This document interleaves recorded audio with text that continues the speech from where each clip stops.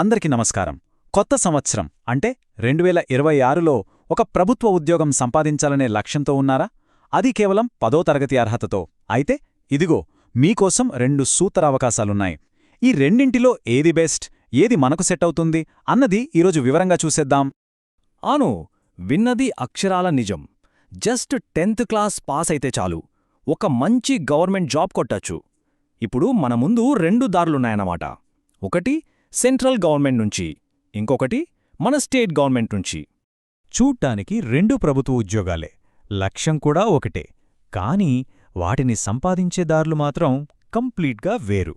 ఒకటేమో సిఎస్ఆర్ అంటే central government job, రెండోదేమో మన ఆంధ్రప్రదేశ్ ప్రభుత్వంలో వచ్చిన అవకాశం.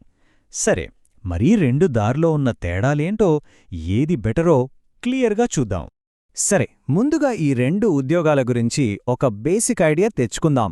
అసలు ఆ పోస్ట్ పేరేంటి, అది పర్మనెంట్ జాబా లేక కాంట్రాక్ట్ బేసిస్ మీద తీసుకుంటున్నారా, ఇలాంటి కొన్ని ముఖ్యమైన విషయాలు తెలుసుకుందాం రండి. ఇక్కడ ఒక చాలా ముఖ్యమైన విషయం గమనించాలి. సిఎస్ఐఆర్ ఉద్యోగం అనేది పర్మనెంట్, అంటే లైఫ్ లాంగ్ జాబ్ సెక్యూరిటీ ఉంటుంది.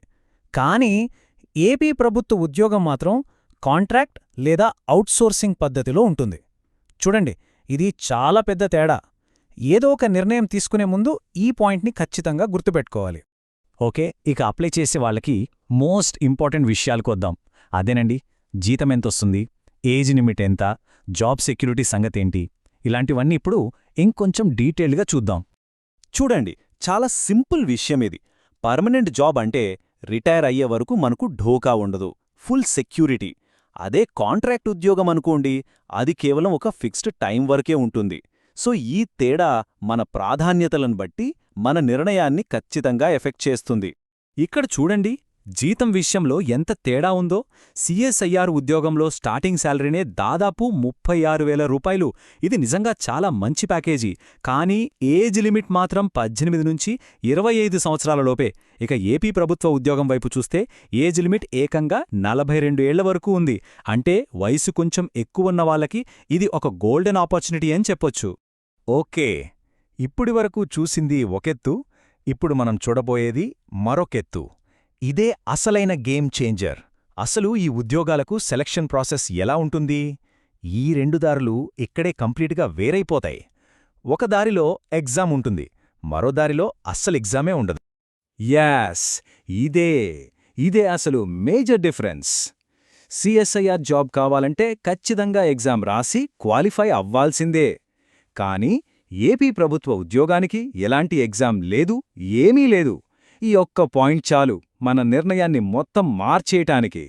సో సిఎస్ఐఆర్ సెలక్షన్ ప్రాసెస్ కొంచెం టఫ్ అనే చెప్పాలి. 150 ప్రశ్నలతో కంప్యూటర్ బేస్డ్ ఎగ్జామ్ ఉంటుంది. అయితే ఇక్కడ మనం చాలా జాగ్రత్తగా ఉండాల్సిన విషయమేంటంటే నెగటివ్ మార్కింగ్. ప్రతి తప్పు సమాధానానికి ఒక మార్కటైపోతుంది. అంటే ఆన్సర్ పక్కాగా తెలిస్తేనే పెట్టాలి, లేదంటే వదిలేయటం బెటర్. ఇక దీనికి కంప్లీట్ ఆపోజిట్ ఏపీ ప్రభుత్వ ఉద్యోగ సెలక్షన్. ఇక్కడ అసలు ఎగ్జామ్ అనే మాటే లేదు. చాలా సింపుల్ ప్రాసెస్. 10వ తరగతిలో వచ్చిన మార్కులకే ఏకంగా 75% వెయిటేజిస్తారు. అంటే 10థ్లో ఎవరికైతే మంచి మార్కులున్నాయో వాళ్ళకిది నిజంగా జాక్పాట్ లాంటి అవకాశం. రైట్, అంతా బానే ఉంది. మరిప్పుడు అసలు విషయానికొద్దాం. ఈ జాబ్స్కి ఎలా అప్లై చేయాలి? ఇక్కడ కూడా ప్రాసెస్ వేర్వేరుగా ఉంది. అవేంతో ఒకసారి చూసేద్దాం. సిఎస్ఐఆర్కి అప్లై చెయ్యాలంటే అంతా ఆన్లైనే. అప్లికేషన్ ఫిల్ చేయడం దగ్గర్నుంచి ఫీజు కట్టడం వరకు అంతా ఆన్లైన్లోనే అయిపోతోంది.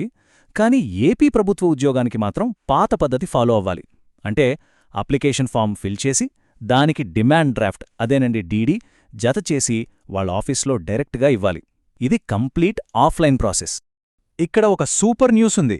సిఎస్ఐఆర్ ఉద్యోగానికి ఫీజు విషయంలో ఒక పెద్ద మినహాయింపిచ్చారు. ఎవరైతే మహిళా అభ్యర్థులు, ఎస్సీ, ఎస్టీ ఇంకా దివ్యాంగులున్నారో వాళ్లకు అప్లికేషన్ ఫీజు అస్సలు లేదు, జీరో.